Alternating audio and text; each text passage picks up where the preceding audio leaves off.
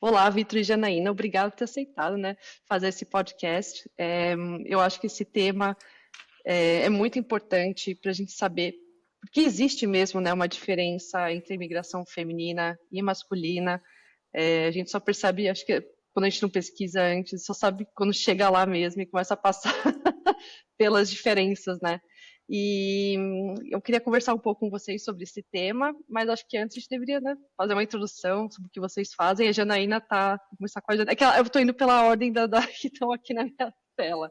A Janaína está na Alemanha e é uma psicóloga intercultural, né? Se eu não estou errada. Eu sei que tem um pouco a mais, que você trabalha com bilinguismo, mas vou deixar você explicar essa parte. Olá, tudo bem, Jéssica, Vitor? Uma alegria estar aqui com vocês, para a gente pensar um pouco, né, sobre esse tema tão importante. Bom, eu me chamo Janaína, eu estou aqui na Alemanha há 9 anos, eu sou psicóloga intercultural. É, eu tenho mestrado em psicologia da saúde, eu também tenho especialização em neuropsicologia, embora hoje em dia eu não trabalhe mais com neuropsicologia, mas eu continuo muito apaixonada aí pelas neurociências e eu gosto aí de transitar é, por dentro das mentes, nesses aspectos também. E o tema da psicologia intercultural me apaixonou tanto que atualmente eu faço um doutorado em relações interculturais para estudar um pouquinho mais o tema das migrações. E atualmente eu atendo aí imigrantes expatriados, brasileiros que estão aí pelo mundo como nós. Sim, sim. E os seus atendimentos são só online, né?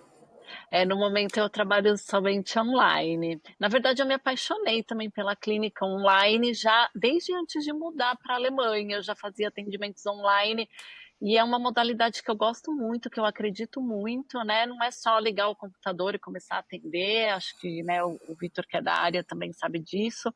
A gente, né, precisa, enfim, estudar aí um pouquinho mais também sobre as modalidades de atendimento online, e foi uma coisa que me apaixonou, assim, essa possibilidade tanto de poder conectar pessoas tão distantes através da modalidade online, e eu percebo, assim, eu não sei, mas se o Vitor percebe também, mas eu percebo uma adesão até maior dos pacientes, menos atrasos, né? Então eu gostei assim da modalidade online. Eu não sei se qualquer hora eu vou para um endereço presencial, aviso, mas por enquanto é online.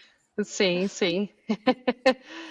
E o Vitor está em Portugal, né? No Porto. Eu acho que Isso. eu vou estar aí semana que Ah, vem. que Morei aí, na delícia. verdade. Muito bom, Jéssica. Olha, meu bem, é um prazer poder estar aqui com vocês.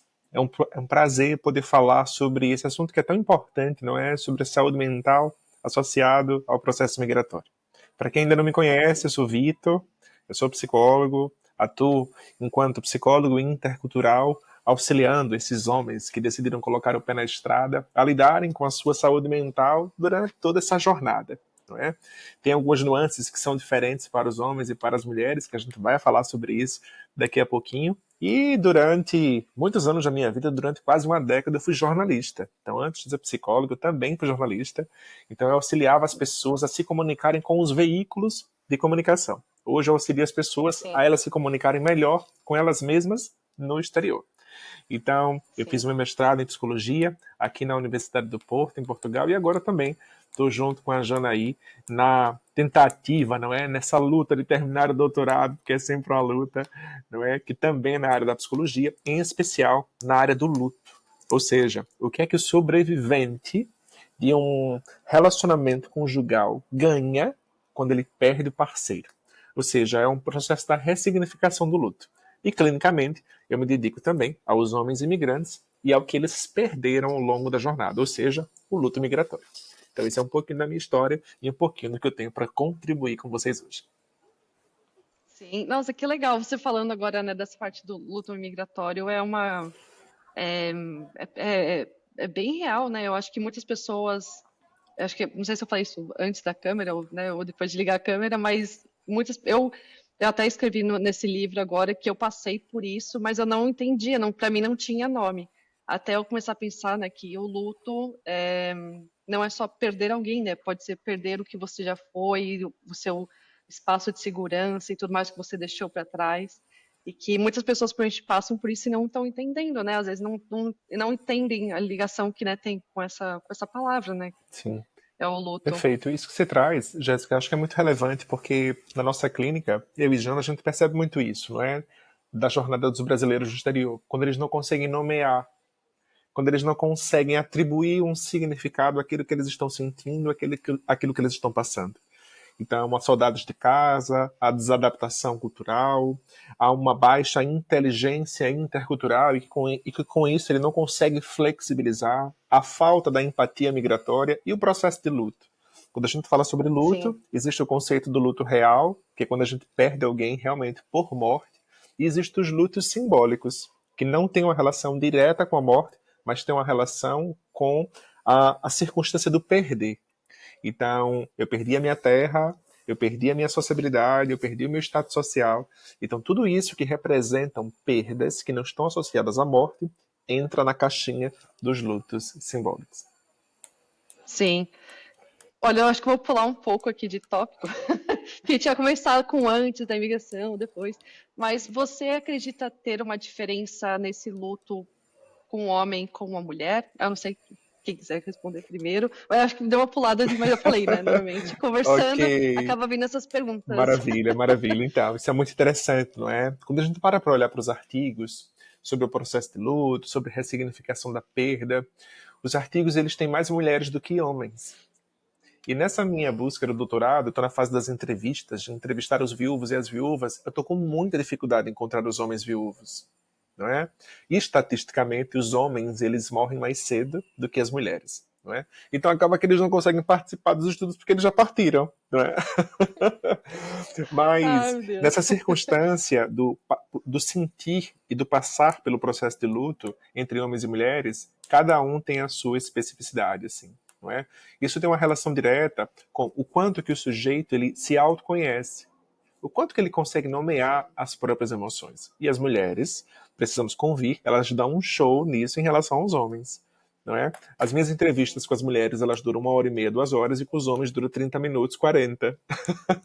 Os meus podcasts também, quando eu falo assim, eu vou marcar um podcast com uma mulher, eu falo assim, normalmente é 1, 2 horas, É com um homem meia hora, já isso. acabou todos os assuntos, mas foi ótimo. Isso. E com os homens, algo muito curioso, assim, é que durante o processo de enlutamento, eles estão muito focados na restauração.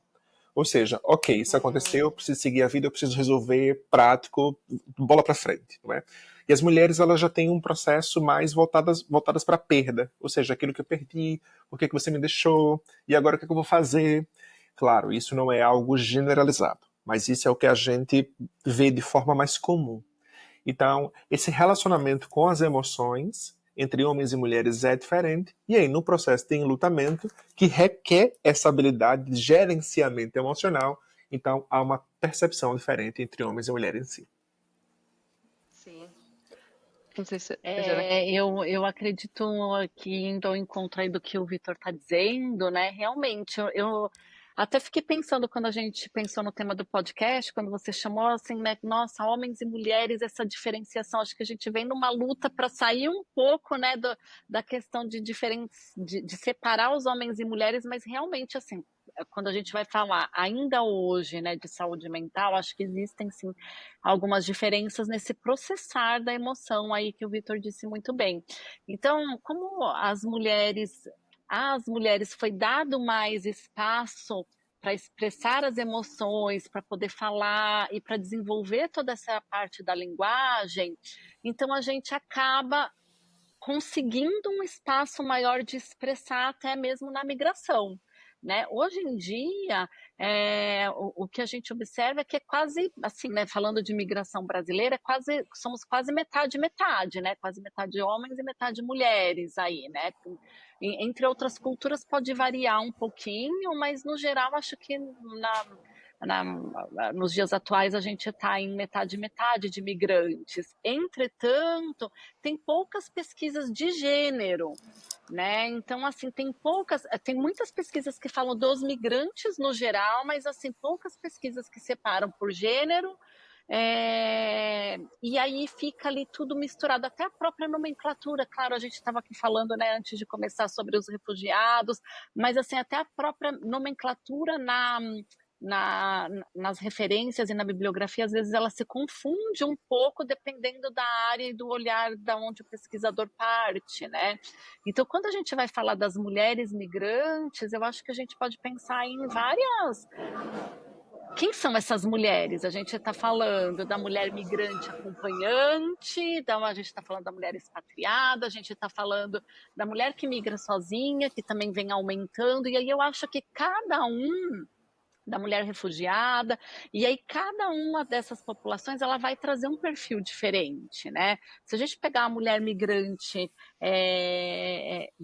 que migra buscando melhores condições de vida, que sai do Brasil, aí eu acho que a gente entra muito em observar uma coisa que tem me chamado muito a atenção, não sei se o Vitor também tem essa percepção, ou você também, Jéssica, assim, de que a mulher migrante tem mudado o perfil, então a gente observa hoje em dia uma mulher com mais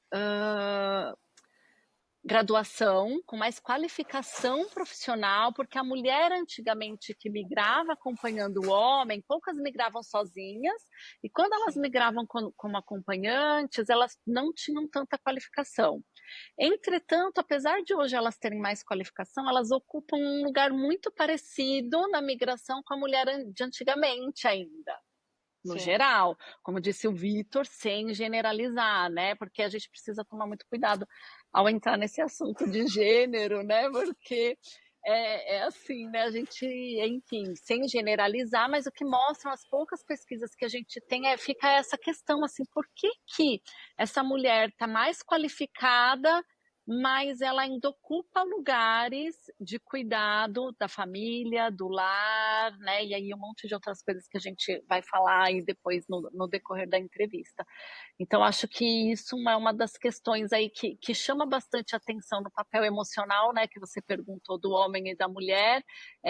Eu acredito que o papel emocional da mulher, embora ela fale mais, busque mais ajuda, ela ainda não se desenvolveu a chegar ao ponto que ela quer. Por quê? Fica essa pergunta aqui para a gente refletir juntos também, né? Eu acho que eu vou voltar só um pouquinho, talvez, na parte do Vitor.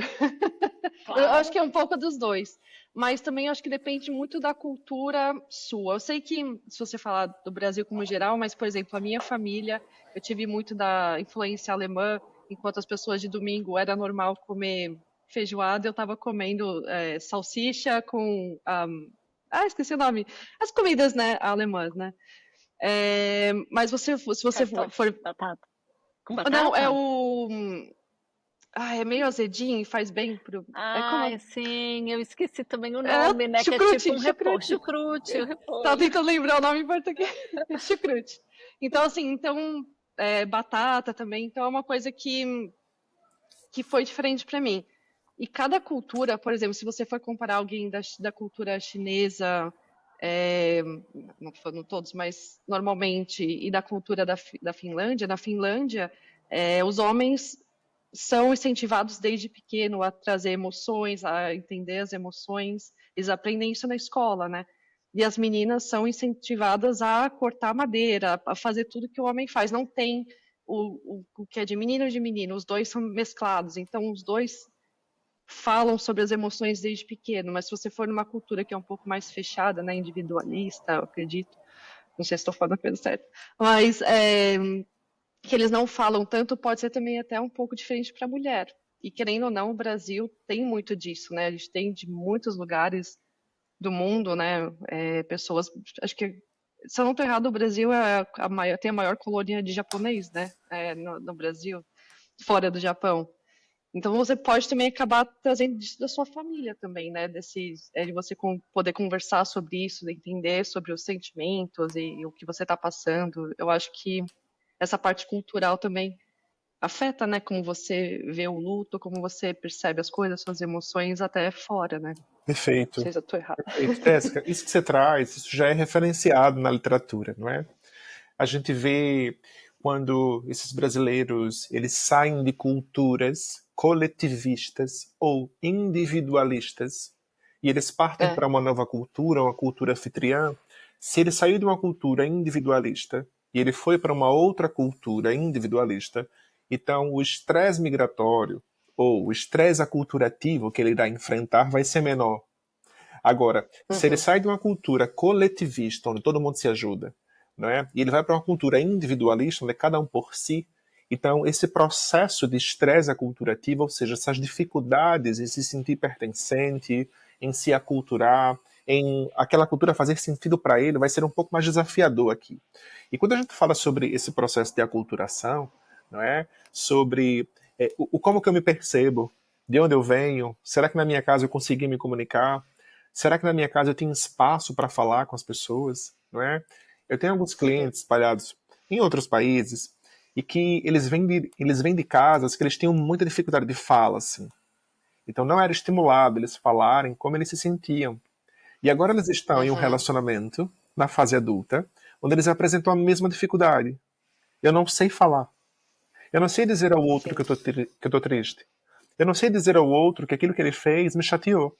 Ontem eu ouvi de um paciente que ele disse assim, Vitor, e essa é uma questão muito comum, não é? Entre os casais, em especial entre os homens. A minha esposa não me procura sexualmente. Só quem procura sou eu. Eu disse, entendi. Mas como é que você se sente quando isso acontece? Vitor, não gosto. Eu disse, não, vamos sair do racional. Qual é a emoção que vem? Qual o significado que você atribui a essa não procura? Não sei. Eu disse, vamos tentar pensar mais um pouquinho. Eu acho que ela não me deseja mais. Eu disse, chegamos no ponto, não é? Então, muitos homens podem ter esse pensamento clássico de que se não me procura, não me deseja. Se não me procura, porque não quer nada comigo. Se não me procura, porque talvez eu não tenha valor. Mas aí eu fiz uma retrospectiva com ele e disse assim, nesses 15 anos de relacionamento que vocês têm, quem foi que fez esse papel de procurar? Ele disse, eu. Eu disse, então talvez ela goste de estar nesse lugar, de ser procurada por você. Mas olha a história que a gente se conta, não é? Então, a depender de onde esse sujeito ou essa sujeita tenha vindo, ele vai apresentar muitas dificuldades nesse sentido da comunicação, logo, dessa expressão emocional. E uma outra coisa que é muito importante aqui, será que eu tenho espaço dentro do meu relacionamento para falar como eu me sinto? Certa vez eu acompanhava um casal e durante os 2 primeiros anos, assim, de terapia, ela apresentava muitos sintomas depressivos, assim, e ele era o sujeito forte da relação que estava por ela. E aí depois ela supera isso, eles têm o primeiro bebezinho no exterior, sem rede de apoio, que isso se torna um verdadeiro desafio, não é? E aí ele enfrenta, não é, essa depressão aí pós-parto, esse homem. Então, ele desiste de querer fazer as coisas, ele não quer mais treinar, ele era um sujeito extremamente organizado em casa, deixa de ser. Então ela vira na terapia para ele e diz assim, fulano, só pode ter uma pessoa doente nessa relação, essa pessoa sou eu. Eu não estou acostumada a ser a pessoa saudável nesta relação. Então você tem que ficar bem. Aí ele virou para ela e disse assim, talvez seja a minha vez de ser cuidado. Não, foi isso que eu imaginei. Eu falei, porque né, eu tenho o meu marido e tem vezes que tem um que tá mais triste, o outro tá mais feliz e... O cachorro? Tá aqui, a companhia. A coterapeuta, uma das. Eu escutei chegando. Hein, Aurora? Eu também tenho uma coterapeuta, Vitor. Qualquer hora eu vou te mostrar. Agora não tá aqui, mas eu chamo de coterapeuta também. Nos auxiliam. Eu até brinco. No campo. Eu até brinco com os pacientes, eu falo, olha, se você ouvir alguém roncando, não é uma pessoa que tem aqui na sala, é o cachorro e ele guarda sigilo absoluto. Total, não conta nada pra ninguém. Exato. Mas é interessante, porque, querendo ou não, na verdade eu até escrevi esses dias, porque muito do livro, do primeiro, tanto do segundo, eu falo de histórias reais, né, minhas. E eu falo, tem vezes que quando eu cheguei eu estava mais assustada com tudo, porque eu tinha uma recém-nascida, porque eu morava em Portugal e vim para a Suíça, né? Na verdade, já morei em outros países também, né? Morei 10 anos na Austrália, na Irlanda, em Portugal. E aí eu vim aqui para a Suíça, só que a minha filha tinha 3 meses de idade, né? Então, para mim, foi tudo muito novo, eu estava assustada. querendo ou não, ainda estava assustada com o neném, né? Ela chorava e já entrava quase em pânico. E eu comecei a fazer tudo isso dos 9 assim, sozinha, foi uma diferença muito grande. E aí meu marido chegava, não, vamos lá, vamos acalmar, vai dar tudo certo. E tem vezes que ele fala, hoje não tô legal, tô triste, né? Então a gente conversa, vê o que pode fazer. Que precisa, né, ter esse equilíbrio, não é sempre um, né? Porque você põe uma pressão muito grande, né, na pessoa, acredito. Exato. Então, o que eu observo também, e acho que vai ao encontro disso que vocês estavam relatando, é que assim, o casal, quando ele, antes de migrar, eles têm uma parceria. E aí eles montam esse plano migratório no geral, tá? Montam esse plano migratório juntos, esse sonho juntos, né? Que sonho é esse? De melhorar de vida, de viver novas experiências. Então ali eles compram a ideia juntos. Só que quando eles chegam no novo país, muitos casais, eles perdem esse encontro, né? Eles se desencontram porque cada um vai assumindo alguns papéis na migração e eles não conseguem se ressignificar como um casal, como aquele casal de antes. Então há um pouco desse distanciamento. A mulher começa a se sentir muito sozinha nas suas emoções, que a gente estava lá falando, então a mulher sente mais, expressa mais as emoções, mas ela, sem aquela rede de apoio, o que que ela faz? Ela põe a expectativa toda no marido, né? Que o marido que Sim. vai ser o melhor amigo, o ouvinte, as amigas todas ali do grupo que ela saía, os colegas de trabalho, a mãe, os irmãos. E aí esse marido ele também fica com essa carga emocional nova, né? E essa expectativa dela tá em cima desse marido e ele, por sua vez, também tá vivendo as suas emoções aí que o Vitor pode, né? Explicar melhor como que se passa esse universo aí masculino, tanto de outras preocupações, porque eu enxergo esse homem também com muito sofrimento, né? Então, quando as mulheres vêm e começam, mas porque eu tô sozinha, porque não tem isso, porque não tem, né? Ele não faz isso, não faz aquilo, mas assim, ele também tá vivendo coisas sozinho, né? Então a gente precisa, eu gosto de trabalhar muito assim que esse casal se reencontre, né? Porque senão a mulher ela vai para esse lugar de vítima, que em algumas condições, claro, né, se a gente for analisar do ponto de vista social e toda a história da mulher, eu entendo que a gente ocupa muitos lugares complexos na sociedade, né? Mas falando do papel aí do casal, eu acho que esse reencontro entre os dois é muito importante. Então, o que que acontece? O homem ele passa a viver as coisas dele muito sozinho, como o Vitor estava dizendo, e aí a mulher coloca toda essa expectativa também nele, porque ela não tem esses outros laços, né? Sim. E então eu acho que é muito importante nesse período da migração, e aí até, né, aos casais que chegam na terapia, né, de trazer essa reflexão de como que esses papéis podem ser transformados, né? Sem a gente se apegar tanto ao gênero, mas compreendendo o gênero, né? Mas sem delimitá-los, porque existem também novas configurações familiares ou de casais, né? Ou migratórias, mas de que possa ter essa reflexão, né? Porque essa carga emocional da mulher, às vezes ela também é desvalorizada pelo homem, que não consegue escutar, porque está cansado com outras demandas, está vivendo um monte de outras coisas que ele necessita nesse processo, mas não consegue ter essa escuta, e ela, por sua vez, também não tem uma escuta em nenhum outro espaço, porque ela ainda não construiu na migração. Sim. Entendem? Perfeito. Sim. Jana, isso que você traz, isso é muito rico, assim. Isso é muito rico, isso é muito importante. Cientificamente está comprovado que os homens eles decidem buscar o processo terapêutico quando eles têm uma percepção clara da gravidade do problema que eles estão enfrentando.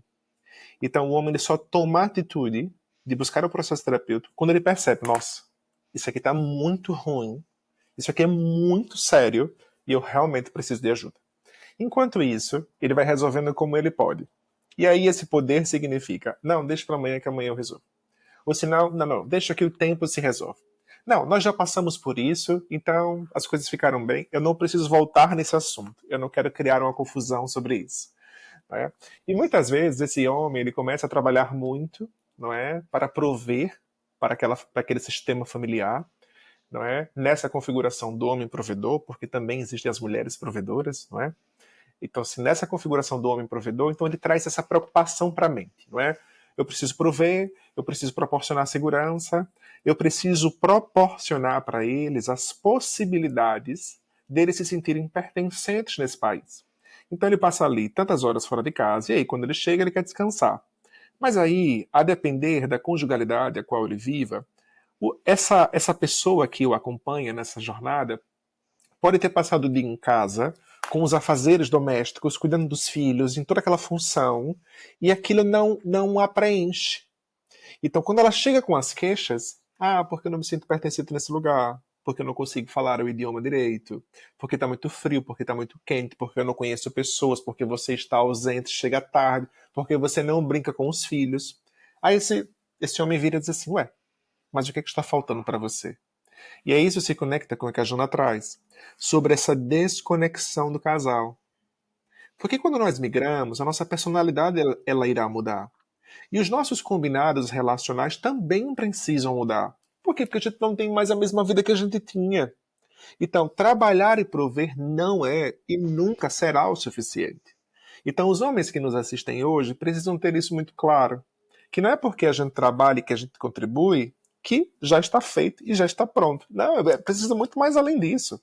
Se nós decidimos nos relacionar com alguém, então nós precisamos entender que nós precisamos cultivar essa relação. Hoje em dia, qual é o grande desafio que eu encontro nos meus casais que eu atendo? Tempo de qualidade. Os casais eles estão com dificuldade em ser casais. Eles não conseguem ir para o cinema. Eles não conseguem assistir um filme. Eles não conseguem Não sair. lembro a última vez que eu fui. Entende? Então Eu tenho uma bebezinha. Então fica muito difícil a gente querer construir uma relação de qualidade quando a gente não tem o mínimo, que é o tempo de qualidade. E que se não tiver o mínimo, essas discussões elas vão começar a aumentar. Porque eu estou com tanta falta e tanta saudade do outro que eu fico tentando chamar a atenção, me apegando a coisas que poderiam ser relevadas se eu estivesse tranquilo e descansado nessa relação. Então isso que a Jana traz é muito importante sobre essa reconexão para que a gente possa tornar o nosso processo migratório emocionalmente saudável. Ainda mais nessa circunstância. Sim, sim. Nossa, isso que o Vitor... Ai, desculpa, Jéssica, só Não, para pode não falar. perder essa linha de raciocínio, que ele falou uma coisa que me lembrou, até do ponto de vista, assim, da neuropsicologia, né? Quando ele fala desse homem provedor, né? O que que a gente vê? Você não sabe o que que veio primeiro, né? Se esse papel social transformou algumas conexões cerebrais, ou se as conexões cerebrais nos deixaram enquanto humanos assim, mas o homem ele tem mecanismos cerebrais para, diante das mudanças, ele se adaptar melhor a mecanismos de luta e fuga. Então, essa coisa pragmática, né, que o Vitor está dizendo, é também um mecanismo biológico. Ele está preparado para tomar uma decisão, né, de como que vai ser para ficar ou como que vai ser para fugir. Enquanto a mulher, né, ela tem alguns mecanismos ali cerebrais mais relacionados à área emocional, que são que podem levá-las a um adoecimento, uma propensão maior à depressão e à ansiedade. Então, essa mulher ela vai se sentir mais vulnerável. Olha que coisa. Enquanto esse homem está preocupado com a luta e a fuga, ela está se sentindo, diante de uma mudança, de uma migração, mais vulnerável, mais frágil. Então, a gente tem um homem com mecanismos de ativação, de potência, digamos assim, e uma mulher muito mais frágil do que ela era antes da migração. Claro que tudo isso pode ser temporário, né? Porque depois as pessoas vão, né, se reorganizando. Mas eu acho que acabam chegando para a gente nos consultórios, né, buscando os atendimentos, em sua maioria, as pessoas que não conseguiram se reconectar nesse processo. Claro que tem pessoas, né, que buscam a saúde mental enquanto prevenção e buscam antes de migrar. Hoje em dia tem cada vez mais, mas a maioria ainda são essas pessoas, né, como disse o Vitor, o homem quando já está numa situação aí bem complicada, e a mulher quando ela já está bem adoecida também, né, porque ela já passou por todos esses estágios. Então eu só quis interromper ali o raciocínio, porque eu achei que fez muito sentido com esse mecanismo biológico mesmo que a gente traz, Sim. né? E às vezes é difícil você querer encaixar o outro, né? O homem espera que a mulher vá ter esse pensamento de luta e fuga, que vai se preocupar com todo o esquema da migração, enquanto que também é muito difícil para o homem se preocupar com essa camada mais emocional, né? Tanto que as mulheres, eu acho que elas acabam formando também a rede de apoio um pouco mais rápido do que os homens. Eu não sei, eu tenho essa impressão, talvez o Vitor possa concordar ou não, mas as mulheres elas vão formando essa conexão, essa rede, né? Enquanto os homens às vezes eles vão vivendo um processo ali mais sozinho, né? Às vezes até de conexões mais funcionais, mas não de conexões emocionais. E a Uhum. mulher, não, ela busca se conectar emocionalmente, né? Sim, sim. Não sei se o Vitor vai falar alguma coisa. É que eu marquei aqui uma das perguntas aqui. Meu Só bem, que já se tinha você escrito. deixar, a gente fala aqui umas 3 horas, mas vá, me pergunte aí, vá. Porque, ó, se você deixar Não, eu mas e Jana à é vontade que aqui, viu? pior que eu tô adorando tudo. Eu não sei, eu não quero parar, Mulher, ó, se não. você deixar eu e a Jana à vontade, você não precisa fazer pergunta nenhuma. É porque uma coisa vai puxando a outra. E foi isso que eu falei de primeiro. Eu falei, Verdade. a gente tem as perguntas, mas eu certeza que vai Tá ser assim a fluindo. conversa, a gente vai puxando. Não, aqui tem uma pergunta aqui que eu marquei que eu achei que seria interessante, mas eu não sei, não lembro mais de qual dos dois que foi que eu lembrei dessa pergunta. Se o medo do desconhecido se manifesta de forma diferente na mulher e no homem, né? Porque você chega num país, né? Você sente o medo, porque às vezes Portugal você fala a língua, mas não fala, porque quando eu cheguei em Portugal, para mim eles falavam russo. Eu não entendia nada. E aí mas o bom de Portugal é que o inglês deles são muito bons. É muito, muito bom, né? Porque eu fui em farmácia, tudo, eu consegui falar em inglês, porque português demorou muito para entender. Hoje em dia é tranquilo, mas eu demorei um tempinho aí. É, mas esse medo, por exemplo, quando eu cheguei aqui, aqui eu moro na Suíça e aqui é a parte francesa. Meu francês não passa de bonjour, falou mais alguma coisa que isso, eu já começa a suar frio, né? Falei, não sei. É, então, quando eu cheguei aqui com uma bebezinha, você já se sente vulnerável, né? Fala assim, nossa, e se acontecer alguma coisa, como é que eu vou no hospital? É, vocês, eles falam inglês aqui, aqui na Suíça eles não. Eu acho que Portugal ganha de 1 milhão a 0 aqui na Suíça em termos de inglês, né? Até esses dias eu liguei no hospital, e aí porque eles me ligaram e eu perdi a ligação. Aí eu liguei, aí eu falei, eu não falo francês, e a mulher falou assim, eu não falo inglês. E ficou tipo uns minutos assim quieto. Eu falei, eu não sei o que fazer. Aí eu escutei ela correndo e passando o telefone para uma pessoa, assim, sabe?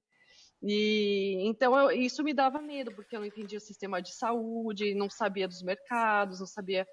Por exemplo, teve uma diferença muito grande de quando eu fui do Brasil para a Austrália, onde muita coisa por exemplo, na Austrália não se vende bebida alcoólica dentro do mercado.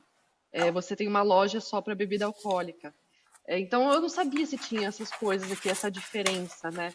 E com uma bebezinha foi um medo tremendo, né? Assim, no começo, porque não era só eu, né? Vou me aventurar, se me perder, põe no GPS. Quando você tem um bebezinho é diferente, né? As coisas. Então, vocês acham que tem uma diferença nesse medo, principalmente no começo, da mulher e do homem, como eles se manifestam, assim? Jana, começa por você. Eu poderia dizer que assim, ambos sentem o medo, mas expressam de uma forma diferente. Então, eu acho que pensando nessa linha de raciocínio que a gente estava falando, desse pensamento mais pragmático, de luta, fuga, eu entendo que os homens eles têm uma postura de enfrentamento nessas situações um pouco mais ativa, diria. Isso não quer dizer que eles não sofram com isso ou que eles não vão sentir isso, mas eles têm uma tendência, eles entendem isso como uma ameaça, então eles vão à luta, digamos assim, né? Já sim. as mulheres, elas sentem uma vulnerabilidade maior, então a gente poderia falar, né, que esse medo é sentido e interpretado pelas mulheres de uma forma diferente. Claro que tem homens que travam e paralisam, sim, com relação ao idioma, por exemplo, que foi o exemplo que você deu, né, eu já vi vários casos, né, de homens que também apresentam essa dificuldade, mas pensando no enfrentamento do medo e da vulnerabilidade de uma situação nova, de ter que ir a um hospital ou de ter que ir a um mercado fazer compra, eles têm uma iniciativa, em sua maioria, né? Porque Maior. tudo a gente faz esse parênteses, se houver recortes, por favor, não esqueça, Considere. porque considere, porque em sua maioria eu acredito que eles têm uma postura de enfrentamento um pouco maior, mas eu acho que o preço que eles pagam por isso, por vivenciarem isso, aí o Vitor pode nos contar melhor como que é. Maravilha. Quando você fala sobre medo, não é?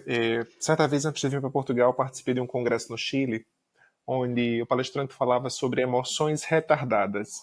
Ou seja, nós deixamos para amar depois, nós deixamos para sentir a alegria depois, e por vezes, muitos de nós deixam para sentir o medo depois. Sim, Então, muitos homens, a depender da sua origem, a depender das suas características de personalidade e a depender de seus objetivos e ambições, eles podem lidar com o medo de uma forma diferente. Então, imagine que eu cheguei em uma nova cultura e eu preciso resolver a minha vida e a vida da minha família, porque pertencer a essa cultura é muito importante para mim. Então, tendo em vista essa visualização daquilo que eu preciso fazer, e quando eu olho para minha parceira, ela não tem essa força, ela não tem essa energia e ela conta comigo e os meus filhos estão dependendo de mim, então eu vou ter essa força de avançar. Ou seja, tá com medo, vai com medo mesmo, não é? Mas eu percebo que isso tem uma relação direta com as características da personalidade, não é? Existem muitos homens que diante de coisas as quais eles não conseguem ter uma previsibilidade, coisas as quais eles não dominam tanto, ou coisas as quais exijam um domínio das emoções, então eles param e pensam, será que eu vou conseguir aqui me desenvolver? Talvez uma outra coisa que também precisa ser muito estudada, não é? Que é sobre a ausência paterna na vida dos homens. O quanto que essa ausência paterna pode comprometer o senso de segurança e de enfrentamento desses sujeitos na vida adulta. Eu tenho visto muito isso na vida uhum, dos meus pacientes, assim, não é? Esses pacientes que tiveram, esses homens imigrantes brasileiros que tiveram pais ausentes, diante de determinadas circunstâncias que eles precisam de uma alta eficácia mais forte, eles não dão conta. Ah, Vitor, eu estou sendo maltratado no meu trabalho, mas eu não tenho coragem de sair. Porque se eu sair, eu vou ficar sob o salário da minha esposa. E aí eu não me sinto seguro nesse lugar porque eu acho que eu vou perder o valor. Então, a depender de toda essa estrutura que foi construída, esse enfrentamento do medo para homens e mulheres, eles tendem a ser diferentes. E isso tem uma relação direta com as experiências que foram vividas, o quanto que esse sujeito se desenvolveu pessoalmente, interpessoalmente, não é? E o quanto que ele está disposto a enfrentar aquilo. Porque às vezes a gente não está disposto e mesmo a gente tendo coragem, a gente não faz. sim. E acho que os aspectos culturais influenciam um pouco também, né? Porque assim, ou bastante, porque as mulheres é permitido chorar, não ir, se vulnerabilizar, se fragilizar. Se alguém te perguntar, você não atendeu o telefone, ou você não foi, ou você não levou, não resolveu, é menos julgado, digamos assim, né? Ao homem existe uma expectativa muito dele ir resolver as coisas. Então, essa expectativa cultural também nos coloca, né, enquanto gêneros, assim, em posições diferentes. Sinto que isso tem mudado na sociedade, né? Sinto que isso é um movimento que a gente vem buscando reflexões sobre isso e permitir ao homem transitar por outros lugares aí emocionais, mas ainda existe uma expectativa de que se eu não resolvi, vai lá você e resolve. Uhum, Né? Se eu não liguei, vai lá você liga. Se eu, sim. não é? Então, eu acho que essa expectativa cultural em cima deles, que aí eu acho que tem a ver tudo com o que o Vitor estava dizendo sobre também esses pais, né, que vieram de uma outra geração, que vieram de um outro momento cultural, como que eles criaram esses homens atuais, né? Mas o que a gente sabe é que são homens que crescem num grande processo de solidão, né, Vitor? De solidão emocional, né? De ter poucos espaços para poder compartilhar e mostrar suas fragilidades, né? Jana, isso que você traz, isso é muito interessante, porque quando os homens não fazem terapia, com quem que eles conversam? Quem são os mentores desses homens? De quem esses homens recebem feedbacks? Eu recebo muitos homens com a autoestima reduzida, com a autopercepção comprometida, com a visão sobre quem eles se tornaram completamente desconectada da realidade. Por quê? Porque ao longo da construção dessa fase adulta, eles não tiveram uma rede de apoio que os desse suporte a se reconhecerem. E a depender de como esteja a qualidade da relação com a conjugalidade deles, se essa mulher ou se esse homem, caso ele seja casado com um homem, não é, não der bons feedbacks, não tiver uma comunicação transparente e não conseguir enxergá-lo como ele é, isso reforçará o enfraquecimento da autopercepção desse homem. Então, muitas vezes, os homens saem de seus lugares de força e isso compromete o sistema familiar. Porque a mulher, ela deseja ser mulher na relação, e eu acho que é um direito das mulheres serem mulheres na relação. E muitas vezes esses homens, por perderem o norte e a orientação de quem são e do que precisam ser no aqui e no agora, eles se distraem ao longo do processo. Ah, não, eu não vou cuidar da casa porque a minha mulher não está aqui, quando ela chegar eu deixo para ela fazer. Não é? Eu ouvi isso de uma idosa que eu entrevistei para o meu doutorado de 81 anos. E uma das perguntas que eu fiz é: vocês dividiam as tarefas de casa? Ela fez: não, meu marido não era desses. Então ele me esperava eu chegar para que eu pudesse fazer. Ele era o sujeito que trabalhava, que trazia o dinheiro para casa. Ou seja, os homens de hoje precisam estar muito atentos a quais padrões eles estão presos. Quais são os modelos que eles estão repetindo. E outra coisa, o que é esperado de mim hoje, não é? Porque as tarefas já estão compartilhadas, não é? Então, o casal ele precisa parar, sentar e organizar. Como é que nós vamos deixar essa dinâmica estável para que você não se sinta sobrecarregada, para que eu não me sinta sobrecarregado e para que o sistema possa fluir. Agora, fica muito difícil quando o homem não sabe quem ele é. Aí fica difícil. Vocês falando essas histórias, eu não lembro mais o termo que você usou, mas quando os pais são ausentes. E eu lembrei de uma história, eu não sei por trás, né? Mas eu escutei uma história, porque tem religião muçulmana, era um casal muçulmano com 4 filhos. Eles se mudaram para o Brasil e ele perdeu o emprego, né? E era um emprego muito bom e não estava conseguindo outro. E aí teve essa pressão tanto religiosa, né? Porque o homem tem que trazer, né? Para casa, cuidar da família e tudo mais. E ele não aguentou, né? Foi uma das histórias que eu escutei. E para ele foi muito pesado, até porque todo mundo em volta dele colocou essa pressão também nele, além dele colocar essa pressão. Eu não sei como, eu não lembro de onde ele é. Eu lembro só dessa parte que falaram da religião e como é importante dentro da religião o homem prover, né? E para ele foi muito pesado perder esse emprego porque eu acredito que a empresa pegou fogo e aí todo mundo foi demitido porque não conseguiram. Eu não sei o que aconteceu com a empresa, né? Mas foi uma história e ele não aguentou essa pressão, né? Mas a pressão não foi só, né, da família dele, eu acredito que um pouco também dessa parte religiosa, que pode ser também da sua comunidade, né, de onde você veio. Acho que a gente falou um pouco disso, como você foi criado. Acredito que pode ter um pouco dessa pressão, né? Sim. E isso é interessante que você O que traz. que é... Fala, Jana, fala. Desculpa, era só uma pergunta. O que que é não aguentou? Ele se suicidou. Desculpa, passou pela minha cabeça, mas Eu não não estava sei muito... o que eu posso falar de palavra, porque o YouTube não me deletaram Entendi. aqui.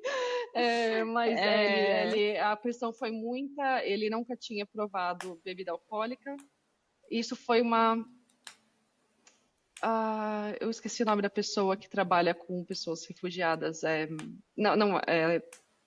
Assistente Assistente social. social. Ela me contou essa história e foi uma das histórias que eu falei: nossa, eu fiquei com tão coração partido assim por semanas, eu não conseguia nem dormir direito pensando nessa história, né? E ele acabou bebendo muito nesse dia e não aguentou e, né, tirou a própria vida na frente dos filhos. Isso foi um choque um pouco para mim, mas porque às vezes pode ser um pouco implícito de onde você veio, né, de tudo, né, que você viveu, que você teve de experiência, o role model, eu não sei se em português é quem te, ou seu pai ou sua mãe, né, de como você lida com as emoções. Aí eu lembrei dessa parte também, talvez tenha um pouco ligado à religião. É que eu sei que a religião muçulmana, pelo menos no Brasil, acho que é de 3%, a maioria é católica e protestante, eu acredito, no Brasil. Então não seja uma coisa tão comum, né, de se achar ou de se ouvir histórias, mas é o que eu lembrei dessa história de vocês falando. E aí eu falei, nossa, pode ter sido um pouco, porque a gente não sabe o quanto ele podia falar. Eu não lembro do país que ele veio, se ele podia falar, não estou bem, né? E é que eu lembrei dessa Sim. história só. Jéssica, quando a gente para falar sobre o processo do suicídio, não é? Sobre as pessoas que tiram a própria vida, ou por não tolerarem a dor, ou por acreditarem que talvez essa existência precisa chegar ao fim, enfim, são infinitas reflexões, não é, sobre essa esfera, mas eu acho que o pano de fundo disso é sobre a importância que nós damos ao cuidado da saúde mental, não é? Nós Sim. negligenciamos a nossa ansiedade, nós negligenciamos a nossa tristeza, a gente negligencia o nosso relacionamento com os nossos próprios pensamentos. Porque os meus pacientes Sim. chegam todos ansiosos. Ai, Vitor, aconteceu isso, tá certo. Mas por que você está ansioso? Ai, Vitor, não sei. A gente já aprendeu como mapear, não é? O que está acontecendo aqui. Então, esse relacionamento com a ansiedade é importante. Porque às vezes a gente está lá nas redes sociais, aí veja assim, aí tem uma pessoa que diz assim, resolve sua ansiedade em 3 semanas. Gente, Uhum. não é sobre resolver a ansiedade ela é importante. Quando a gente para falar sobre os atletas de alto rendimento, eles precisam de um certo nível de ansiedade para que eles alcancem o alto desempenho. Mas se essa ansiedade for maior do que esse limiar, então ele vai perder desempenho. Então, por exemplo, estamos de mudança de país. Então nós precisamos de uma certa ansiedade, não é? Para a gente dar conta do visto, para a gente dar conta da mudança, para a gente organizar a nossa vida no novo lugar. Mas se essa ansiedade é muito alta, então isso significa que talvez a gente não se concentre, que talvez a gente fique desatento ao longo do processo e que a gente muitas vezes nem Uhum. curta a jornada. Então quando você traz esse relato, não é, de algo que acontece muito nas famílias, não é? Quando alguém decide partir por conta própria, não é, dessa existência, nós precisamos lembrar que a saúde mental não é brincadeira, não é?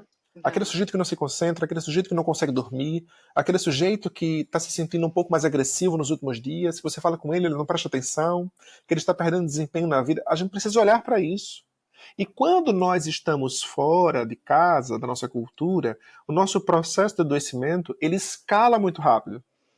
Então nós estamos ansiosos Uhum. em uma semana, na outra a gente já está o dobro. Porque a gente não tem rede de apoio, porque a gente olha ao redor, a gente não se reconhece. Porque quando eu olho para quem eu era, eu não consigo mais me reconhecer. Nossa, eu fazia tanto e agora eu não consigo fazer. Então eu acho que esse exemplo que você traz é um convite de que a gente precisa olhar para a nossa saúde mental e compreender como é que está o meu relacionamento comigo mesmo. Sim, sim, com certeza. Eu- Perfeito.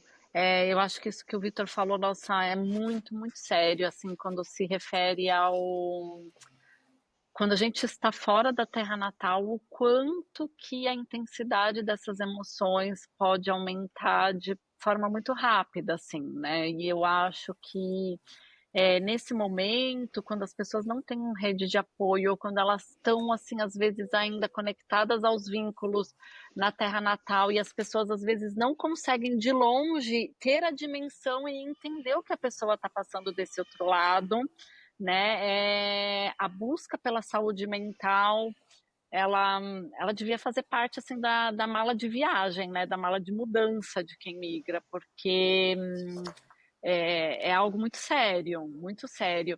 A gente vê casos de sucesso, claro, né, mas assim, a gente que está desse outro lado, cuidando, trabalhando, estudando, a gente vê casos muito sérios, assim, né, de pessoas que precisam de muita ajuda para se reorganizar ou para se estabelecer, nesse lugar novo que elas habitam, né.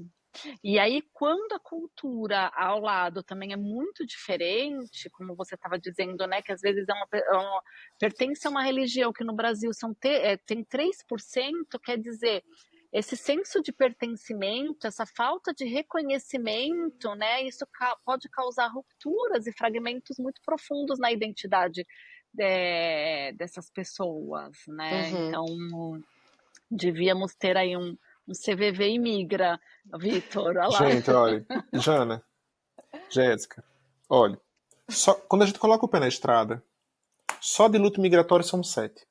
Só de luto migratório. A nossa personalidade, ela irá mudar. Você será uma pessoa diferente. Então, só por esses 2 fatores, o sujeito ele já tem indicação ao processo terapêutico. Só para começar, não é? O seu relacionamento, a sua conjugalidade, ela vai passar por desafios. O seu maternar, o seu paternar, ele vai ser diferente. Você vai ter dificuldade em se relacionar socialmente com as pessoas. Você vai olhar para um lado, vai olhar para o outro e não vai se reconhecer. Você vai sentir falta do sol. Você vai achar que o frio talvez esteja muito para você. Nas festas de família você não vai poder estar.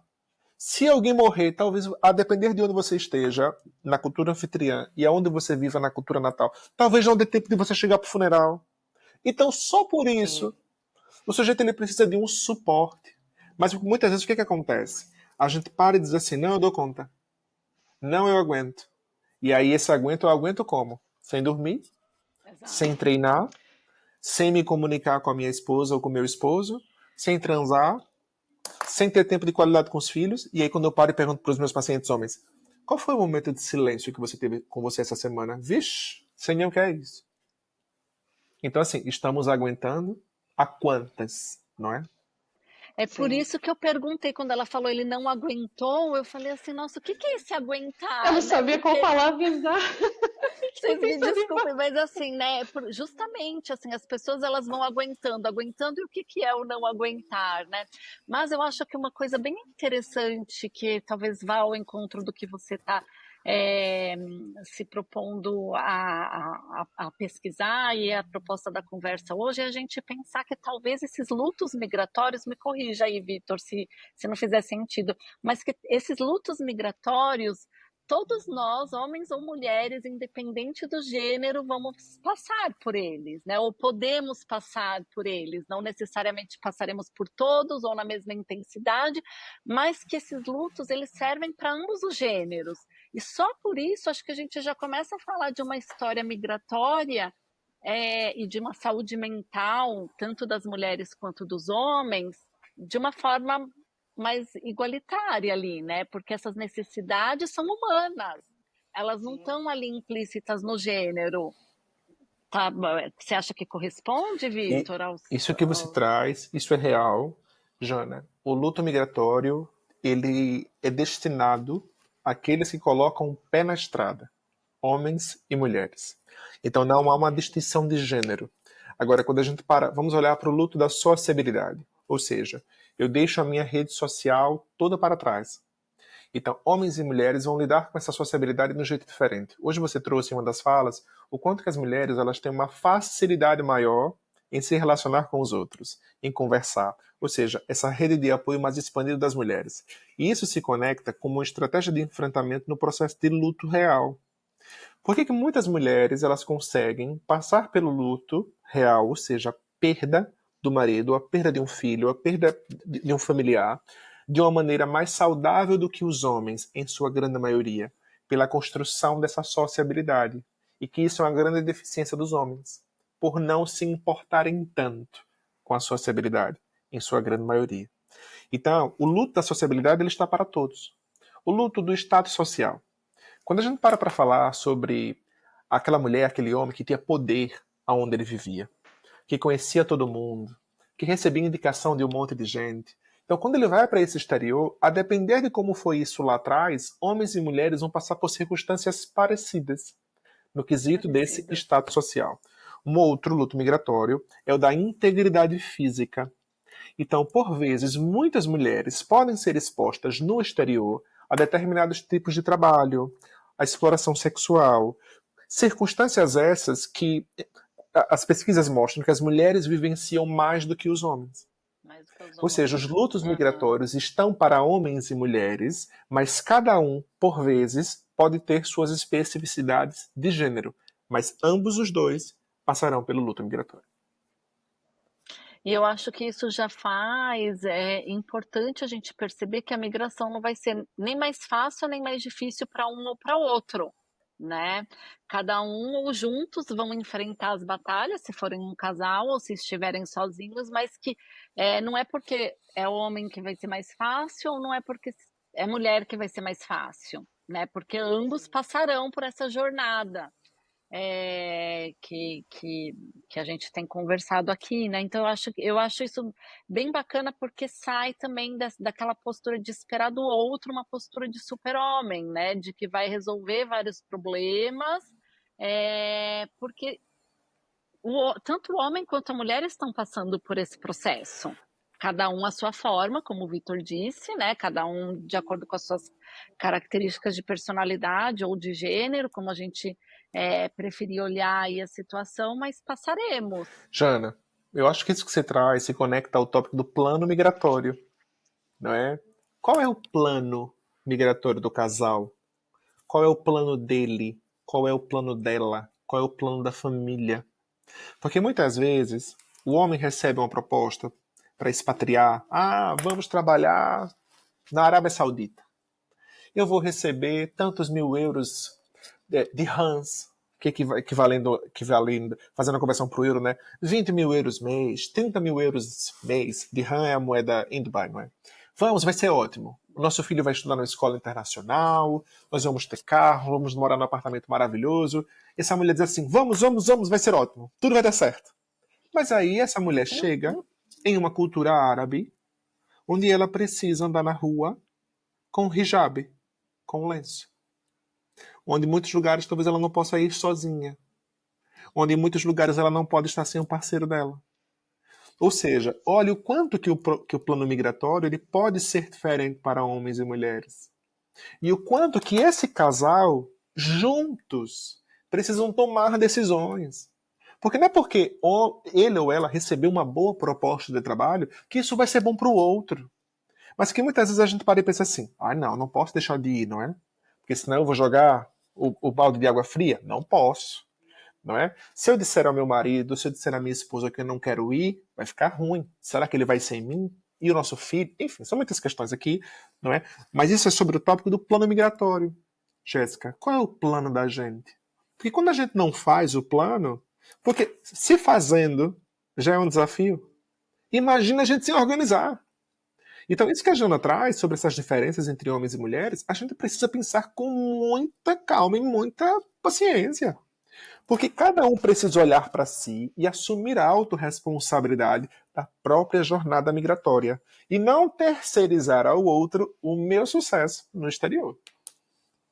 Sim, exato, mas eu acho que também um sentimento muito importante, desculpa, Jéssica, quando esse casal tá bem, né? Já que a gente está citando bastante aqui, né? Eu acho que seu podcast é voltado aí para as questões da maternidade, para as famílias e tal, né? Então, pensando no casal, tô aqui. Eu acho que o sentimento de gratidão também à trajetória do outro e a essa parceria, ele fica um pouco perdido e é importante reconectar diante disso que o Vitor estava trazendo, né? Então, assim, poxa, fizeram um plano migratório, um está cobrindo um lado, um está fazendo, né? E aí, esse sentimento que deveria virar gratidão ao processo da família, ele começa a virar uma rivalidade. Ele começa a ser transformado também em raiva, né? Porque o outro, um dos dois sente que está perdendo. Geralmente a mulher, já que estamos aqui falando de gênero, a mulher muitas vezes sente que está perdendo e que o homem está levando vantagem ali na história sobre ela, né?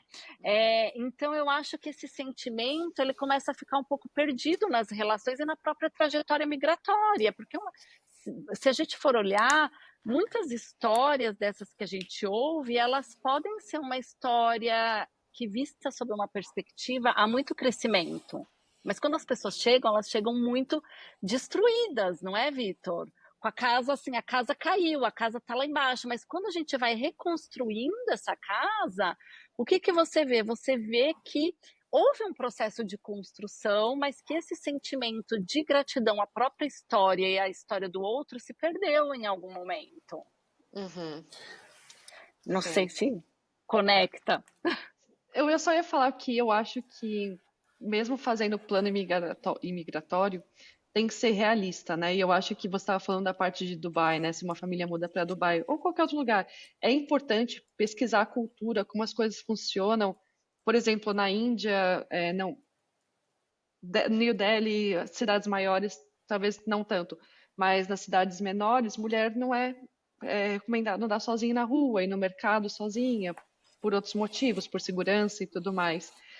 Então, eu acho que é importante ser realista, né? Não é só falar assim, nossa, né, esse é o meu sonho e aí sim vai sair tudo perfeito. Eu acho que é importante pesquisar também, né? O local que você está indo, entender um pouco, porque pode ter, trazer, né, você chegando lá e descobrindo como funciona e fala assim, nossa, não vou poder fazer nada sozinho, vou depender. Se você é uma pessoa que não dirige, muda para os Estados Unidos, onde você depende mais de carro. Se você, por exemplo, todos estamos na Europa, então o acesso a transporte público, bicicleta, né, é mais fácil, mas, por exemplo, nos Estados Unidos já é uma diferença, na Austrália também. Se você mora aqui numa casa, por exemplo, em Portugal, né, que já vai de frente para a rua, né, aquela mais antiga que eu acho linda. Mas se você muda, por exemplo, para África do Sul, onde você tem que mudar para dentro de condomínios fechados, com segurança, com telas, com tudo mais, é importante, acho que pensar nisso e colocar no papel para depois não chegar lá e ter falar, nossa, não esperava isso, e aí um consegue se adaptar melhor, o outro não. E Eu poder entender acho um pouco. Eu entendo que essa parte da pesquisa é muito importante, faz parte do plano migratório, mas muitas vezes quando as pessoas vão fazer isso sozinhas, é, a gente corre um grande risco de é, ceder a alguns processos mais inconscientes. Então, por exemplo, se a pessoa já tem uma propensão a não ir, se ela já está rejeitando a proposta de alguma forma, ela começa como se fosse também a criar barreiras e não enxergar, não discutir com essas possibilidades. E da mesma forma e aí eu acho que entra um aspecto cultural muito importante, que a gente no Brasil, a gente cresce muito idealizando a cultura de fora, a cultura europeia, a cultura dos Estados Unidos, né? Então a gente cresce muito ouvindo isso. E aí a gente também corre o risco de entrar e, por mais que se pesquise, tendenciando a se encantar com determinadas coisas. Então, por isso que eu acho que essa fase do plano migratório, ela, quando possível, ela seria muito importante de ser acompanhada por um profissional intercultural, porque eu acho que existem perguntas, existem processos muito íntimos nessa decisão, e claro, o profissional intercultural jamais vai te ajudar a tomar uma decisão certa ou errada, não é disso que a gente está falando, né, de acertar ou errar, mas de tomar uma decisão mais consciente, porque quando a gente não está consciente sobre as nossas decisões, o que acontece? A gente acaba cedendo a desejos ou medos que estão guardados lá no fundo da nossa mente e a gente fica como que um refém, né? Sabe aquela história, mas não sabia que ia ser assim, mas foi surpreendido por isso. Muitas vezes é uma falta de reflexão ou de trazer para a consciência, e eu acho que as terapias, né, elas acabam ajudando muito, trazer para a consciência isso que está escondidinho ali no fundo do tapete na hora de tomar decisões. Sim. Jana e Jéssica, essa sua fala, Jana, me lembrou. Sabe quando a gente tá com uma tensão nas costas, nos músculos das costas? Pronto. Às vezes a gente não consegue dobrar a cabeça, às vezes a gente não consegue fazer movimento com os braços. Por quê? Porque a tensão está nos impedindo de fluir. A gente tem essa percepção muito clara quando a gente está na aula do Pilates, na aula do Yoga. Quando a professora passa ali uma postura e a gente não consegue executar. O processo migratório é do mesmo jeito.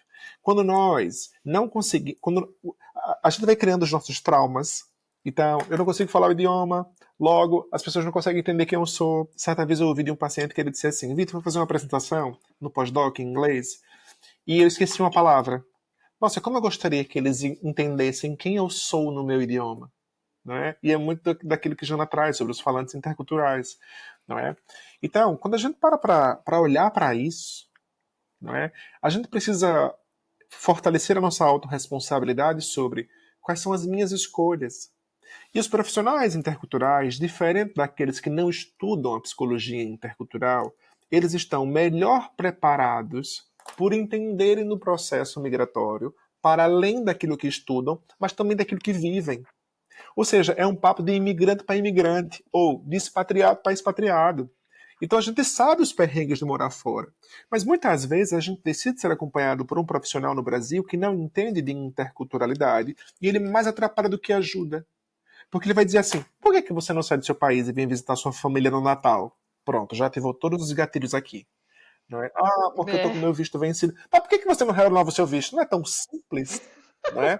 Nossa, não é, que não pega uma cidadania não, tão, né? não é? Então, o sujeito ele realmente não entende. E ok, ele não É, entende porque ele não estudou. Ou seja, ele é uma pessoa que ele é limitada para oferecer uma assistência a uma pessoa que vive uma realidade a qual ele não estudou e não desfruta. Então, aqueles que vivem no exterior, quando eles começam a perceber que, nossa, o profissional que me acompanha, ele entende daquilo que eu vivo. Ele também passa coisas parecidas. Então, essa conexão ela é muito mais forte. Inclusive no processo de parar para pensar o seguinte: na Europa a gente vive de uma forma muito bem definida as estações do ano.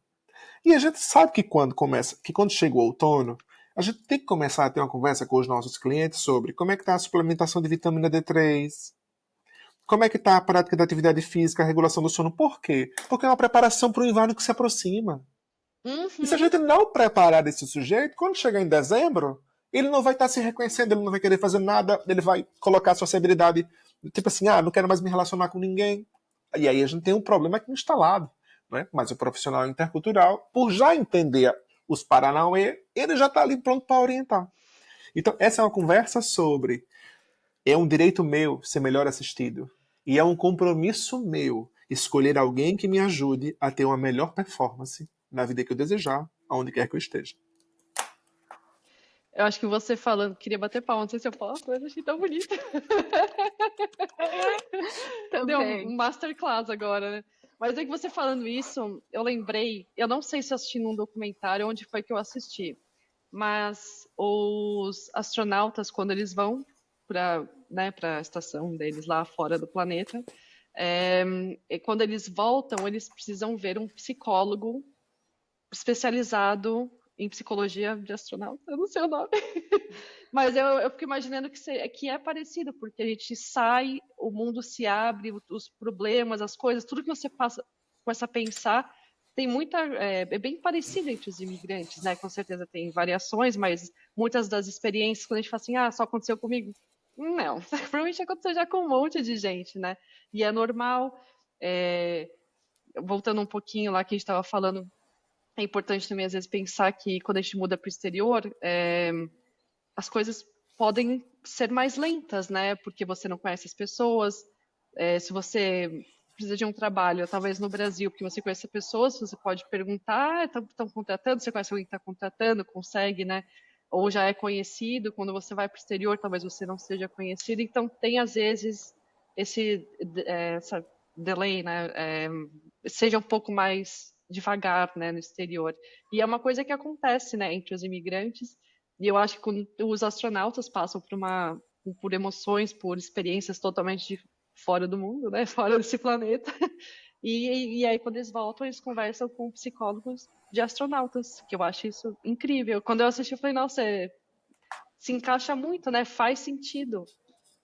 Esse gap que você estava falando, né, que acontece na imigração, é uma coisa que eu entendo que gera muito estresse nos imigrantes também, sejam homens ou mulheres. Por quê? Sim. Porque você faz o seu plano migratório, você nunca conta o tempo que você vai gastar para entender a burocracia do lugar, o tempo que você vai gastar para achar um novo médico que você gosta, o tempo que você vai gastar para aprender o idioma, para achar a escola que você se identifique com seus filhos, ou para achar a universidade que você se identifica para estudar, ou os professores que você vai gostar para te orientar de repente, né, Vitor? Então você não conta com esse tempo. Lá na sua terra natal você já sabe, você já ouviu falar. Né? Alguém já falou de fulano, alguém já. Então, o que que acontece? Esse tempo que torna as coisas mais lentas, na verdade, na vivência interior do imigrante, ele é um tempo que gera um estresse e um desgaste. Porque enquanto as pessoas estão descansando e assistindo Netflix, muitas vezes ele está sentado quebrando a cabeça, cuidando de todos esses outros processos que ele não contou que ele cuidaria. E isso pode gerar, né, um problema de saúde mental, né, Sai do para esse autopiloto, imigrante. né? Sai do autopiloto para descobrir como é que liga o chuveiro. Que é Exatamente, onde diferente. compra, Como né? abre, como abre a janela, porque aqui na Europa, pelo menos que eu vi, cai assim para baixo, né? E já muita gente se assusta e fala, meu Deus, quebrei a janela. E você, uma coisa que você pensa no Brasil, assim, abrir uma janela, né? Nunca, tomar banho, gente, a coisa mais normal do banho. Não, mas tem diferença em tudo, até na água que tá caindo no seu cabelo, tem diferença. E você precisa aprender a Exatamente. lidar com ela. E você sabe que eu mesmo demorei muito tempo para entender que esse tempo que eu estava gastando era um tempo que ninguém percebia, né? Porque quem está lá no Brasil é fácil falar assim, ah, vai lá e compra, sei lá, leite de coco, por exemplo. Tá, mas aqui na Alemanha você não acha facilmente em qualquer lugar determinadas coisas. E aí, às vezes você vai em um mercado, dois mercados, três mercados e você não acha, né? Sim. E aí a mesma coisa acontece. Ah, então você vai voltar a estudar, tudo bem, mas aonde que eu vou aonde que eu vou me aplicar? Quais são os lugares? Aonde tem o que eu quero? Como que eu vou me relacionar com isso? Então, esse tempo que às vezes eu e meu marido gastávamos à noite, né, para tentar entender processos e burocracias, se a gente não tivesse migrado, muito provavelmente esse tempo estaria sendo investido de outra forma, né? Muitas vezes a Sim. gente sentou juntos para tentar entender como que tinha que se cadastrar em determinado processo aqui na Alemanha, né? E é um tempo, gente, que você podia estar assistindo o Jornal Nacional e às vezes o imigrante não está, não é verdade? Então, a gente está rindo, mas é sério, não é, Vitor? Mas é Gente, isso é verdade. muito sério. A gente tá rindo, mas é de nervoso. Gente, olha, morar fora não é mais fácil do que morar no Brasil. É diferente, não é? E como a gente não lidou com isso no passado, como nós não temos repertório, ou seja, quais são as minhas habilidades em lidar com aquilo que eu não consigo prever? Como é que eu consigo desenvolver novas habilidades, novas competências para lidar com circunstâncias que antes eu nunca precisei, não é? Então, quando a gente sai do Brasil, que a gente deixa a nossa rede de apoio, como é que esse casal vai fazer para passear e ele vai deixar os filhos? Um outro dilema desafiador muito para muitos brasileiros no exterior é: nós desejamos ter filhos, mas como é que a gente vai ter filho longe da família? Será que eu sou realmente capaz, não é, de lidar com um bebezinho sem assistência? Porque no país em que eu estou, por exemplo, se ele estiver na Oceania, então o familiar vai levar o quê? 32 horas para chegar, a depender de onde ele viva no Brasil, não é, os familiares? Uhum. Então, esses perrenguezinhos assim, por exemplo, quebrou minha janela. Quem é que conserta a janela? Gente, isso é uma besteira, não é? Mas às vezes a gente não sabe o que conserta a janela. Não é? Tipo assim, meu interruptor, ele deixou de funcionar. Gente, isso é muito sério. Não, gente, olha, há 9 anos aqui, outro dia a gente estava com uma goteira e eu comecei a perguntar para alguns amigos alemães aonde que eu achava um encanador. E aí eles começaram, se eles tinham algum encanador, aliás, para indicar. E aí eles começaram a passar algum encanador, e aí então algum amigo me perguntou, mas qual que é o problema? Eu falei, tá caindo uma goteira do telhado. Ah, não, mas isso não é encanador, isso é o reparador de telhados de tal Nossa. função. Ou seja, tanto tempo, mas nunca tinha nos surgido um problema desse. Quando surgiu, era uma novidade quem você vai buscar. né? Sim. Eu nem sei se no Brasil também é um reparador, se não é um encanador, mas como eu morava em apartamento e de repente você também tem uma vivência de morar em casa, são muitas coisas novas que você vai lidando, né? Então é um tempo que você vai gastando atrás dessas informações. E eu acho Sim. que é importante porque a gente vê muitos imigrantes, homens ou mulheres, né, estressados, sem saber de onde está vindo esse estresse. Uhum. E às E vezes que essa conta que não fecha, é uma conta do tempo que não fecha, né? Porque é você uma não está carga só mental trabalhando. Exato, você não bem está saindo pesada. do trabalho para casa, você tem que entender como funciona o imposto de renda, você tem que entender como que funciona a manutenção do carro, você tem que entender aqui na Alemanha, por exemplo, a gente tem que cadastrar o cachorro na prefeitura, pagar o imposto, e Colocar aí chip, então, né, tem que trocar a roda de exato, inverno. Não sei se você precisa no carro também, porque vai nevar, precisa precisa trocar a roda de a roda. inverno, e tem tudo isso. Isso depende, por exemplo, e vindo do Brasil, nunca tive que trocar a roda. Na verdade, nunca tive que trocar a roda, porque eu saí com 18 anos que eu nem mexi ainda. Mas eu não penso, não é uma coisa que você vai pensar, né? Exato. Então, essa conta que não fecha, às vezes a gente também ajuda a pessoa entendendo, olhando quase como que com uma lupa para como que está sendo a rotina, porque às vezes a própria pessoa que vivencia isso não está entendendo da onde está vindo esse desgaste todo também, né? Sim. Sim. São o cansaço invisível, não é, Jana? Então, eu levo 1 hora para ir no trabalho, passo 8 horas trabalhando, depois levo mais 1 hora para voltar para casa, e quando eu volto em casa, ainda tem um terceiro turno ali, não é? Para fazer o jantar, para estender a roupa, ou para tirar a roupa do varal, para guardar, porque se não guardar pode ser um problema no meio da casa, bagunça, não é? Então, tudo isso vai contribuindo para o desgaste da nossa energia. E aí a gente não entende por que a gente não consegue treinar. A gente não entende por que a gente não está conseguindo dormir com qualidade. O porquê que a gente não tem paciência para ouvir a nossa parceira ou o nosso parceiro. Por que a gente não tem disposição para brincar com os nossos filhos. E, para além disso, ainda existem os familiares do outro lado do oceano trazendo os problemas diários deles. E que eu, por estar Sim. distante, não consigo resolver. Então, isso ativa meu luto migratório da família. Não é? Então, a depender de como seja a gestão desse brasileiro ou dessa brasileira, ele pode viver uma experiência migratória que deixa de ser um sonho e se torna um pesadelo. Aquilo que foi tomado uma decisão para sair do Brasil para viver uma vida melhor e uma vida diferente, a gente acaba vivendo como se eu estivesse no Brasil trabalhando tanto quanto, ou talvez ainda mais, para poder bancar uma vida que é mais cara. Então a gente precisa ter muita clareza assim, sobre o que é que nós estamos fazendo. Mas como é que a gente vai fazer para ter clareza quando a gente não participa de um processo terapêutico e a gente não tem tempo de parar para pensar? Porque a minha mente está tão Sim. no amanhã, naquilo que eu preciso fazer, no dinheiro que eu preciso ganhar, na conta que eu preciso suprir. Porque como é que eu faço? Porque havia uma grande preocupação quando o homem ele não tem o dinheiro para pagar o aluguel no final do mês. Aí você vai ver esse homem sem dormir, você vai ver esse homem Não. estressado, você vai ver esse homem ansioso, e não tem como esse sujeito alterado não alterar a sua parceria, não comprometer a relação com os filhos. E aí essa mulher também se cansa dessa relação, de não ser ouvida, de não ser enxergada, e aí ela também assume uma postura defensiva. Ah, tá me tratando assim? Ah, pois você vai ver também o que, é que eu vou fazer. Ou seja, gente, é muito sério. A saúde mental não é brincadeira. Então, quem nos escuta agora, Não.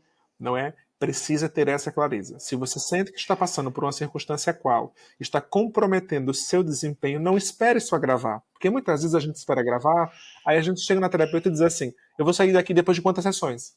Ou seja, eu passei 40 anos sem ir no terapeuta, aí eu quero resolver isso em 4 sessões, 4 semanas.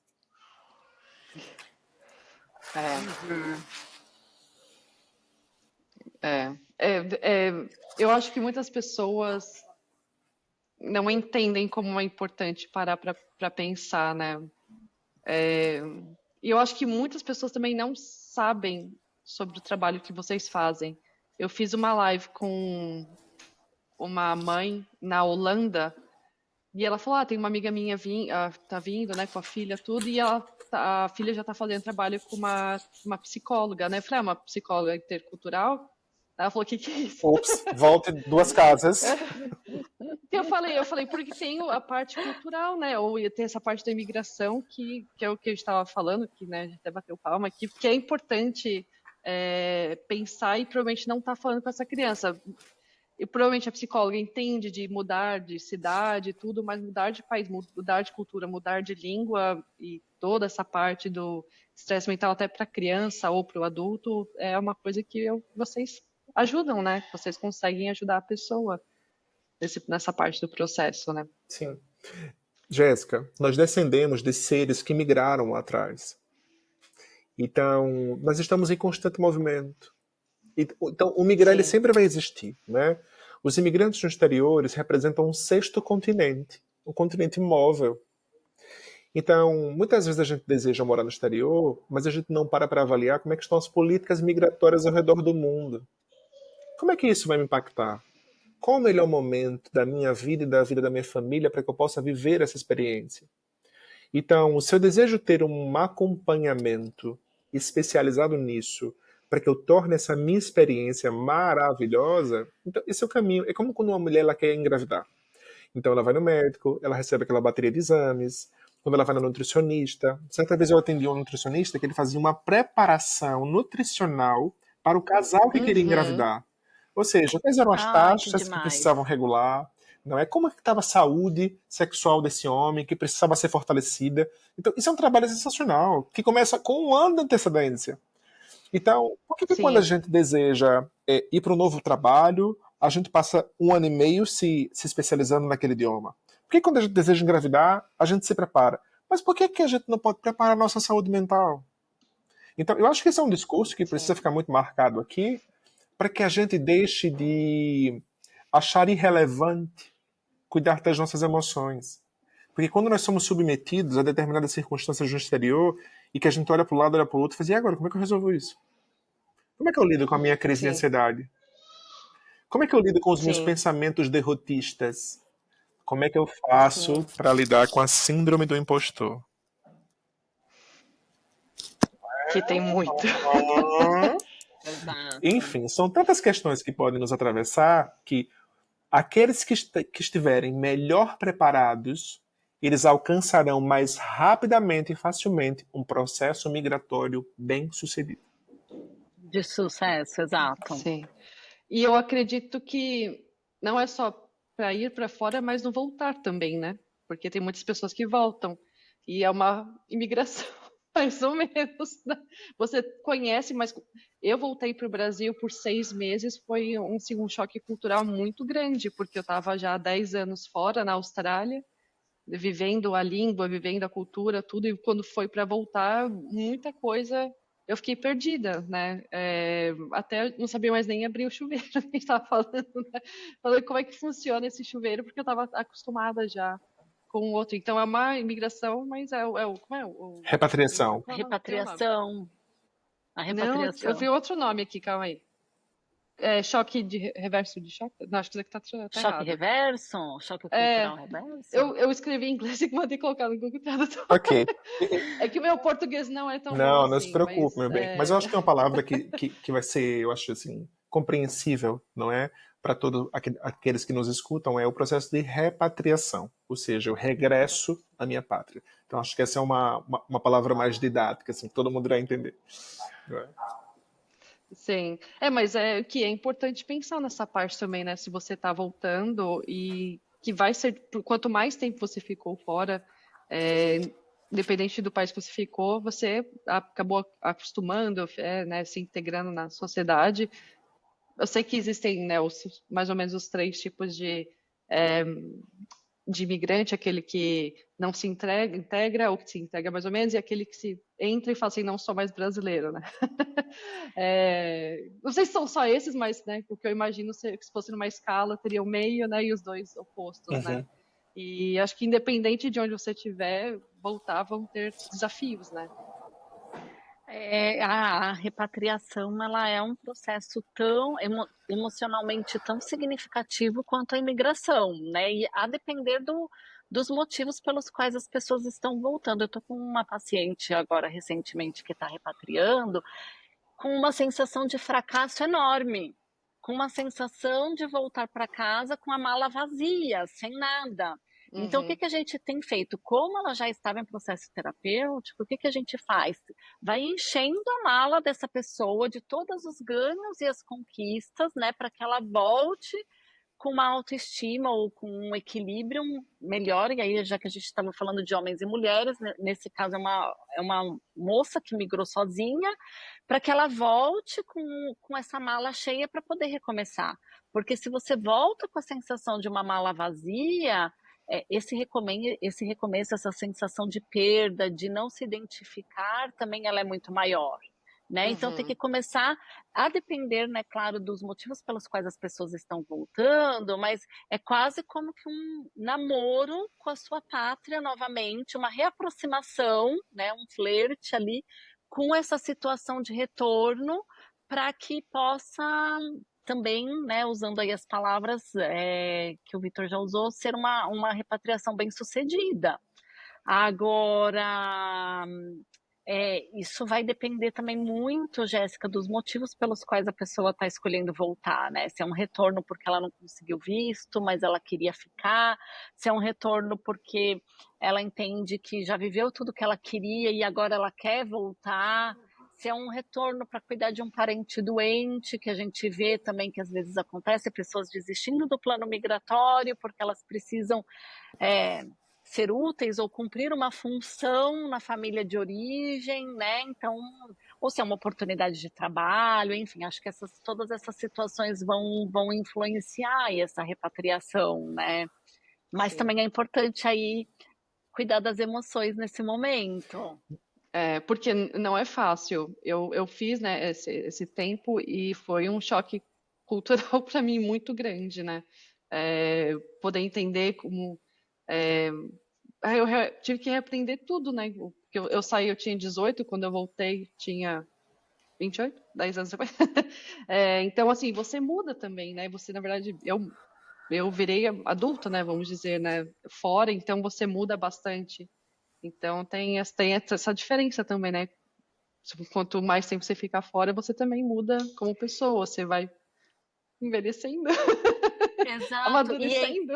exato, e às vezes a mente de quem ficou quer colocar esse outro naquele lugar antigo ainda, Sim, né? Quer colocar esse outro no lugar de adolescente, no lugar de filho, no lugar de quem saiu em determinada posição ou com determinado status, e às vezes acaba até ignorando ou não sabendo lidar com toda essa experiência que o outro está voltando, né? Então, é por isso que é importante esse indivíduo que repatria ele também se fortalecer para ele ter consciência das conquistas que ele teve nesse tempo de vivência no exterior, né?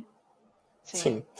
Eu acho que, então, essa parte, então, para o homem, eu acredito, não sei se estou errada, seria parecido com a parte de imigração também, né? Que você falou, que são muito parecidas, tem a parte, né, emocional, do homem, se ele consegue se abrir, identificar os sentimentos. Então, eu acho que seria bem parecido, né, a parte de imigração, mesmo o de repatriação. Então, Jéssica e Jana, isso que vocês trazem, eu acho que isso é muito relevante porque a repatriação, ela é considerada como uma nova migração, não é? Nova Então, os migração. artigos científicos eles já trazem essa informação, não é? Então, aquele que deseja regressar ao seu país, à sua terra natal, precisa entender que também é necessário um plano de repatriação. Porque imagine que o sujeito ele vive em Dubai, ele vive em Nova York, ele vive na Suíça, enfim, nas culturas extremamente desenvolvidas, não é? Então, eu tenho um relato de um paciente em Dubai que ele disse assim: Vitor, quando eu preciso abastecer meu carro, eu faço uma marcação no meu celular e quando eu acordo no outro dia, o meu carro está abastecido na minha garagem.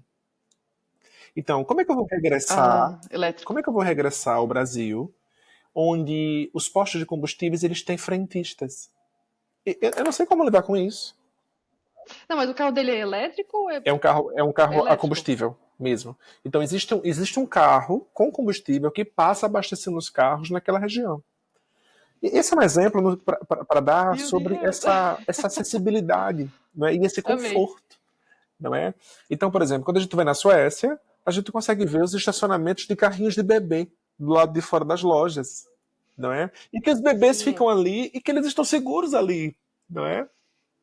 Então, como é que eu vou voltar para um país onde isso é extremamente diferente e onde, se eu botar o pé na calçada, eu corro o risco de que algo aconteça comigo, a depender de que região esteja do Brasil, não é? Então, a gente precisa fazer planos, porque talvez aquilo que eu estudei fora do Brasil não cabe na região em que eu vou voltar.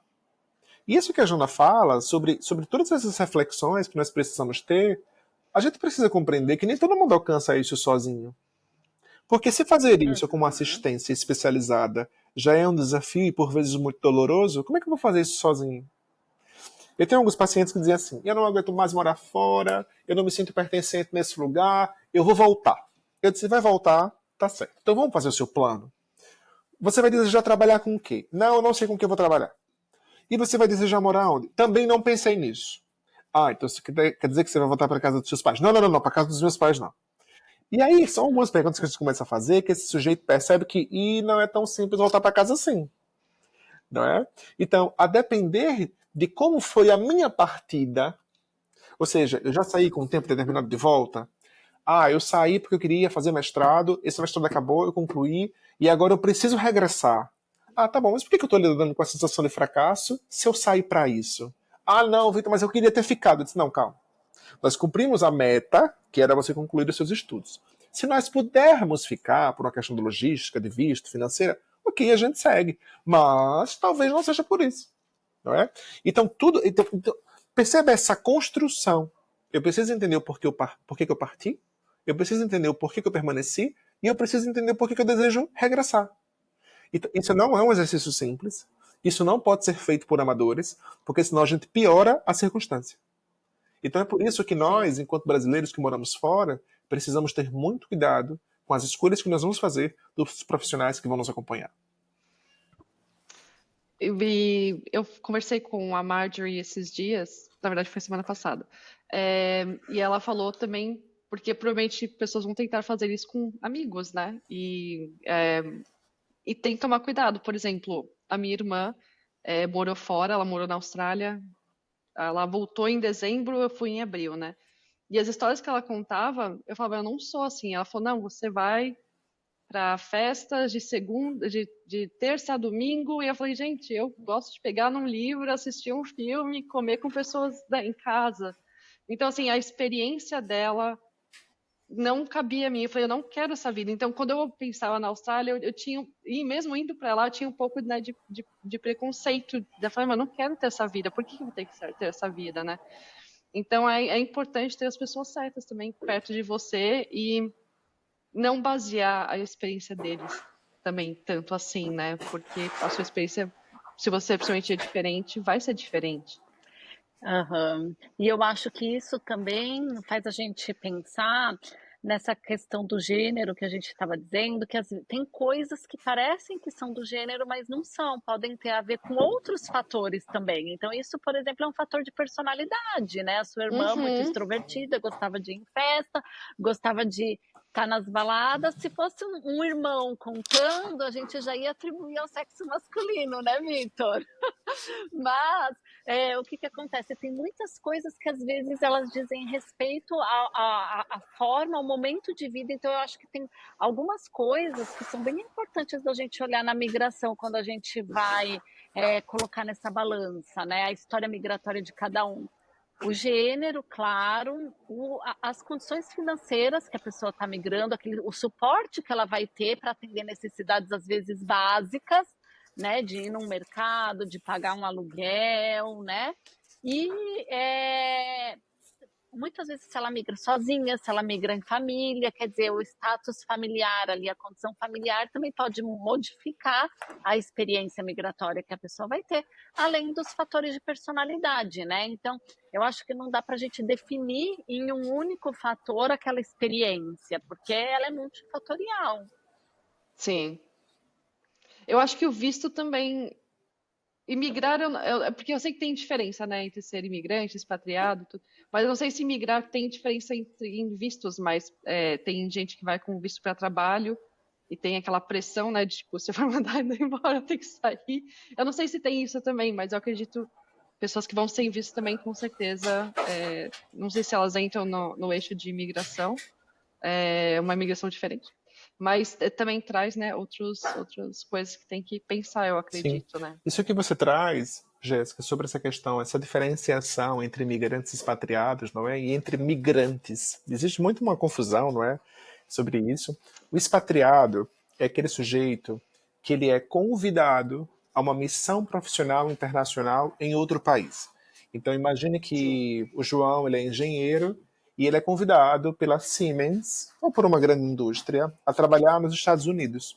Então ele tem uma missão internacional de 3, 4, 5 anos, de cumprir um propósito ali, e que ele tem a possibilidade de se regressar. Também estão contidos nos expatriados aqueles expatriados auto-iniciados. Então, eu trabalho em uma siderúrgica, e essa siderúrgica ela é internacional. Então, eu gostaria de aplicar para uma vaga na Nova Zelândia, e eu vou assumir os custos de tudo isso, porque eu quero viver essa experiência. O imigrante, com a letra I de igreja, é aquele sujeito que já reside no exterior. Ou seja, eu, Vitor, eu era um brasileiro que vivia no Brasil e eu decidi migrar para Portugal com o desejo de fazer mestrado, doutorado e viver nesse país. Então, eu, Vitor, brasileiro no Brasil, migro para a cultura portuguesa e agora me torno um imigrante, com a letra I. Então, essa diferenciação nos ajuda muito a perceber quem nós somos no momento presente e que tipo de experiência nós estamos vivendo. E quando você fala sobre essa questão do visto, o como que isso pode ser diferente para homens e mulheres e o quanto que isso compromete o nosso processo migratório, isso é muito sério, assim. Porque Muito sério. muitos vistos não lhe dão permissão para trabalhar. Então, Portugal viveu algo parecido nos últimos anos. O que foi que Portugal fez? Portugal criou um visto de procura de trabalho, onde você solicitava esse visto no Brasil. Então você vinha para cá e você tinha um ano para encontrar um trabalho aqui em Portugal e depois alterar o seu visto. Então o que foi que aconteceu? Todo mundo veio para cá, em um ano as pessoas não conseguiram arrumar trabalho, e o que foi que Portugal fez? Portugal decidiu não renovar esses vistos oficialmente. Ele criou um decreto que disse assim, olha, todo mundo está regular no país, mas vocês não podem ir para outros países porque o documento de vocês está inválido. Ou seja, Portugal reteve o talento e disse assim: ou você fica aqui, ou você volta para o Brasil. Para a Espanha você não vai. Então, olha como isso é sério, não é? Então, O direito de ir e vir, né, exatamente. inclusive. Então é por isso que a gente tem que fazer o plano migratório. Qual é o melhor visto para mim? Então, por exemplo, eu, Vitor, tenho visto de estudo, não é? Eu sou um sujeito que estou no doutorado, pago as minhas matrículas, as minhas mensalidades todas, mas eu também estou no mesmo bolo das pessoas que não tiveram seus vistos renovados, mas que estão cobertos por um decreto no país. Mas eu não tenho um visto válido para transitar na Europa dentro do espaço Schengen, por exemplo. Não é? Então, olha como isso é sério. Sim. Na condição daquele sujeito que está procurando trabalho e na condição de um sujeito, de um imigrante extremamente qualificado que está no doutorado. Então, é por isso que a gente tem que fazer o nosso plano. Porque qual é o melhor visto para mim? Por exemplo, para eu renovar um visto na Nova Zelândia ou na Austrália, é caríssimo a cada 6 meses. Então, será que eu vou ter dinheiro para renovar a cada 6 meses? Sim. Se eu for viver na Espanha, depois de 2 anos eu ganho cidadania. Se eu for viver no Reino Unido, depois de 5 anos eu posso ter entrada na minha cidadania. Então, até isso a gente tem que pensar. Porque se eu não pensar, quando eu chegar lá do outro lado, eu vou viver uma situação sem saída, que isso vai comprometer minha qualidade de vida. Que eu vou ficar preocupado, não vou conseguir dormir. Que eu vou querer fazer um passeio porque eu vejo os meus amigos fazendo e eu não vou poder. Então, olha como isso compromete, não é? E também essa questão do visto, eu acho que ela afeta, ela atravessa a questão do gênero também, né? Porque você vê que em alguns países, por exemplo, quando o homem vai a trabalho e a mulher vai com uma acompanhante, ela é impedida de trabalhar, ela não tem um visto de trabalho liberado. Sim. Isso pode parecer em algumas situações atrativo, mas isso amarra essa pessoa numa condição de dependência financeira, né? Porque uma coisa é você trabalhar porque agora você não trabalhar agora porque você não quer, ou porque você está estudando, ou validando diploma, ou resolveu tirar uma licença maternidade. Outra coisa é você não trabalhar porque você não pode né? Então, Sim, como que fica isso? Também tem alguns casos, em alguns países aqui da Europa mesmo, que quando vem o homem a trabalho, a mulher ela vem com um visto temporariamente impedido de trabalho, sim, né? Dependendo. Então, isso são questões que fazem. Muitas vezes a pessoa, antes de migrar, não pensa nisso, ela não vê isso. Ela fala, eu tenho um visto, vamos, né? Eu conheço pessoas que agora, por exemplo, estão no Canadá, com essas mudanças todas que tiveram no Canadá. O que que acontece? Se você tem um visto. Vamos supor, pegar o marido, voltando à questão do gênero. Se o marido consegue um visto de estudante ou de trabalho, atrelado àquelas condições que o país está colocando de trabalho, não necessariamente esse visto vai se estender à esposa e aos filhos. E aí, o que que você sim. faz? Manda todo mundo de volta, sua esposa e seus filhos ficam numa situação indocumentada. A que situação você está submetendo os outros da sua família?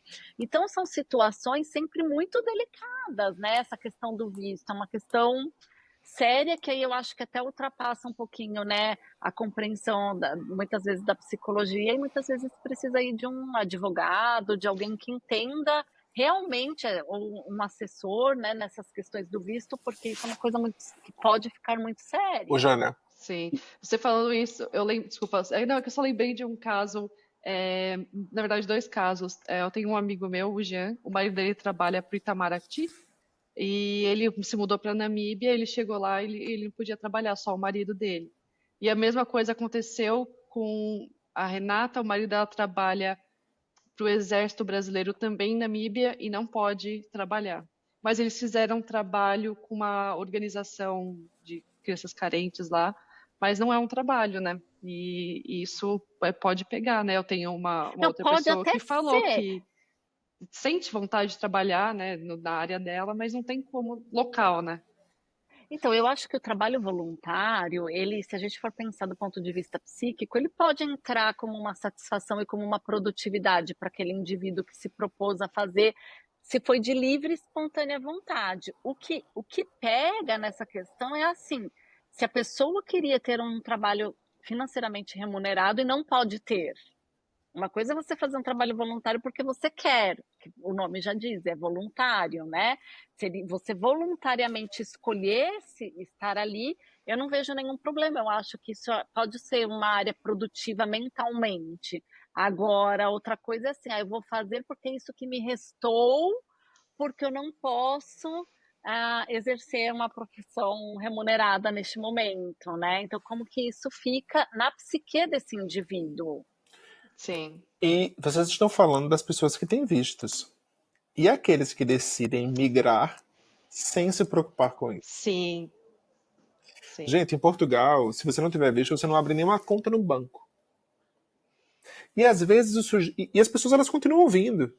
Então elas dizem assim: não, eu vou. Quando chegar lá eu vejo.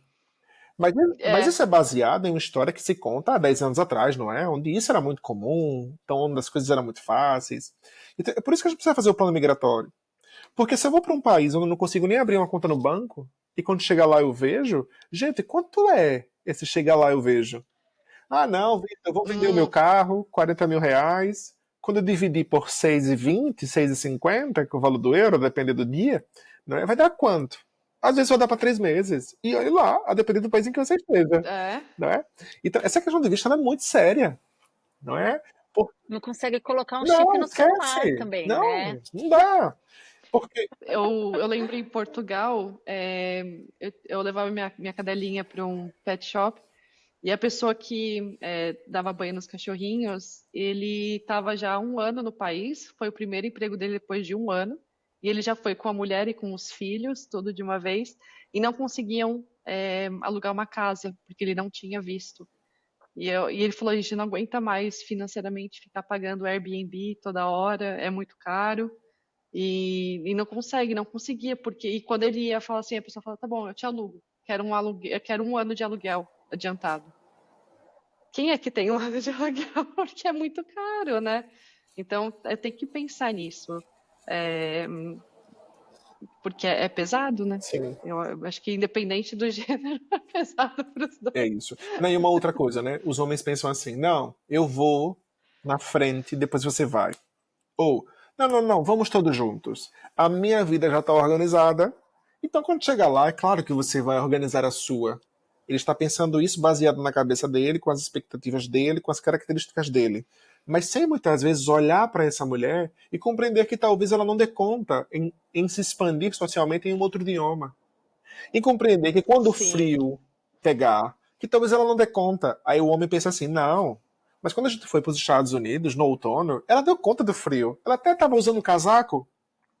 Mas vocês já passaram dezembro na Alemanha? Não é? Então, assim, muitas vezes Não essa é? falsa sensação de que as coisas vão dar certo, a gente pode dar muito errado. E eu acho que é importante a gente dizer isso aqui. Porque às vezes a mulher ou o homem acompanhante pode pensar assim, não, quando chega lá eu vejo. E esse quando chega lá eu vejo pode durar 1 ano, 2 anos. E você que era um profissional ativo e produtivo e que vai passar 1 ano e 2 anos sem conseguir ser, como é que você vai fazer? E aí a gente chega em que Sim. ponto? No ponto que a literatura também já traz. Que aquele que tem uma experiência migratória comprometida pode comprometer o plano migratório daquele que está bem adaptado na O cultura outro. anfitriã. Então, olhe como eu preciso ter Sim. cuidado. Se eu estou muito bem e a minha parceria não está, essa realidade dela pode comprometer a minha.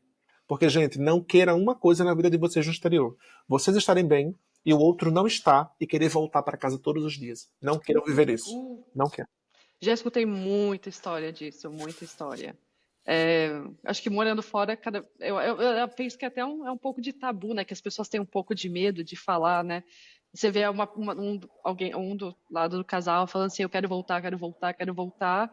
E aí você fica até com medo, né? Se você assim, posso falar alguma coisa, não posso, né? Porque principalmente se você está adaptado e vai falar para a pessoa, não, mas está tudo certo aqui, né? Se a pessoa não tá, pode acabar até perdendo a amizade, né? E também tem, assim, eu acho que fugindo um pouquinho do tema, mas é, eu tenho uma das histórias que eu coloquei no livro, que é de uma refugiada da Ucrânia, só que a filha, ela participa eu acho que ela tá no time de voleibol da escola, e todos os amiguinhos viajam para o exterior para poder jogar e ela não pode. E os pais ficam com esse peso, né, vendo ela triste de não poder ir também. A história eu peguei pela mãe, né?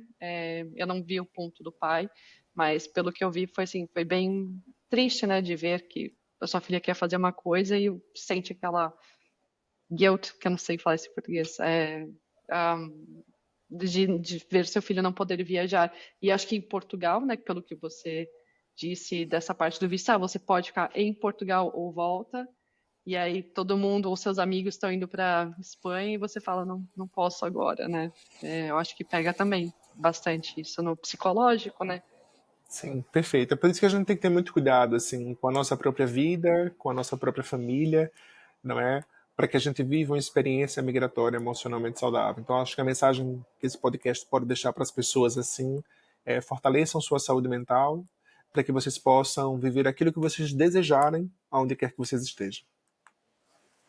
Sim, sim, com certeza. Eu concordo, eu acho que, e complementando essa mensagem, eu acho que as pessoas cuidarem das suas e da dos seus, de quem tá perto, né, da dos seus familiares. Então, assim, muitas vezes a esposa ficar de olho na saúde mental do marido, o marido ficar de olho na saúde mental, porque às vezes é importante você dar um empurrão ali, né, um conselho, vai lá, né, tá precisando. Então, eu acho que isso também é, é importante. Fique de olho na sua, fique de olho na de quem te cerca. Existem, né, uma rede aí de profissionais da saúde que podem ajudar nesses momentos e não deixar isso passar batido, como se fosse para resolver amanhã.